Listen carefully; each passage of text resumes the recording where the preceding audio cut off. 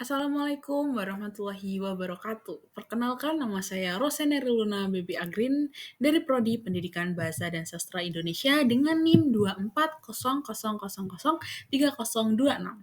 Jadi di sini saya mau menjelaskan tentang review jurnal sastra anak. Jadi di sini saya mau mereview jurnal dengan judul Mengembangkan Kepribadian Anak Melalui Sastra Anak Dongeng yang ditulis oleh Isnaini Yulianita Hafi. Jadi, di jurnal ini membahas tentang pentingnya peran sastra anak, khususnya dongeng, dalam membentuk kepribadian anak sejak dini.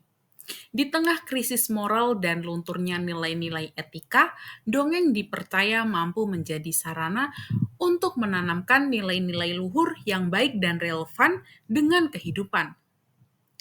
Sayangnya, sastra anak masih dianggap sebagai bagian kecil dari sastra Indonesia secara umum dan belum diberi ruang yang layak dalam dunia pendidikan.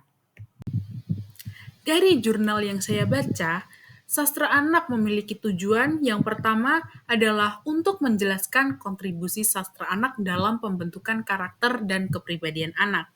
Yang kedua, untuk menyoroti manfaat mendongeng sebagai sarana pewarisan nilai-nilai budaya dan moral. Yang ketiga, mengajak orang tua dan guru agar lebih sadar akan pentingnya pengenalan sastra anak sejak dini. Selanjutnya ada temuan penelitian. Dongeng memberikan berbagai manfaat dalam pembentukan kepribadian anak seperti yang pertama, mengenalkan akar budaya lokal dan global.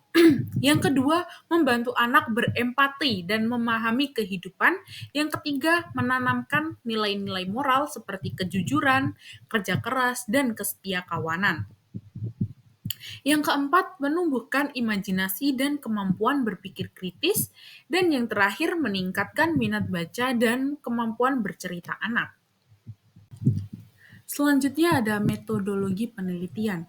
Penelitian ini menggunakan metode deskriptif untuk menggambarkan bagaimana dongeng dapat membentuk kepribadian anak. Penulis menganalisis beberapa cerita melalui studi pustaka tanpa melakukan observasi langsung atau pengumpulan data lapangan. Cerita-cerita seperti Timun Mas, Bawang Merah dan Bawang Putih, serta Si Kancil dan Kuda Sombong dijadikan bahan kajian karena mengandung nilai moral yang sesuai dengan perkembangan karakteristik anak. Sastra anak, terutama dongeng, adalah media penting untuk membentuk dasar karakter melalui proses pembiasaan. Anak-anak lebih mudah menyerap nilai dari cerita yang menyenangkan daripada perintah langsung. Dongeng juga membantu perkembangan bahasa dan emosi mereka. Namun, peran orang tua sangat penting dalam memilih dan menyampaikan cerita. Karena tidak semua cerita cocok untuk usia dan kondisi psikologis anak. Selanjutnya di sini saya akan membahas tentang kelebihan dan kekurangan dari artikel yang saya baca. Yang pertama, kelebihan. Relevan dengan isu pendidikan karakter anak.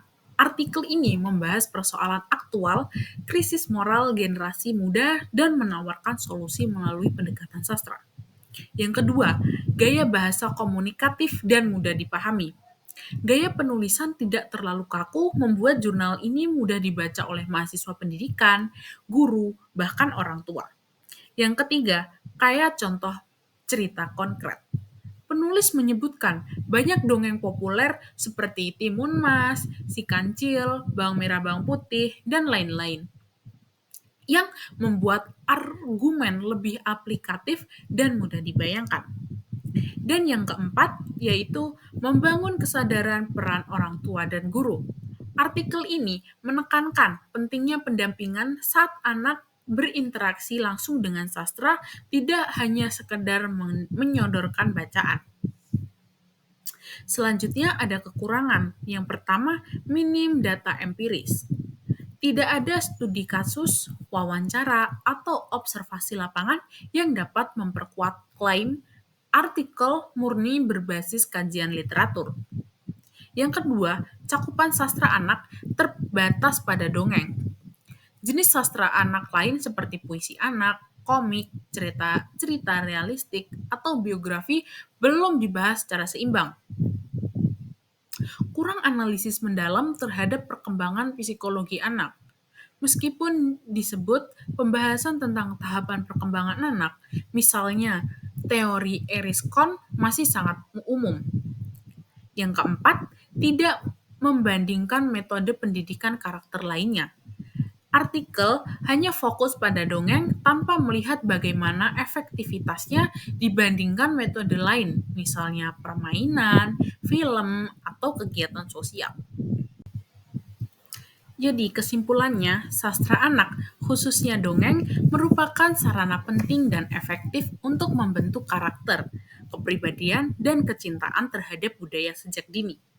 Dengan pendekatan yang menyenangkan, anak-anak dapat tumbuh menjadi pribadi yang lebih utuh secara emosional dan moral. Oleh karena itu, penting bagi guru dan orang tua untuk membudayakan kegiatan mendongeng di kehidupan sehari-hari. Mungkin itu saja yang dapat saya sampaikan. Terima kasih. Wassalamualaikum warahmatullahi wabarakatuh.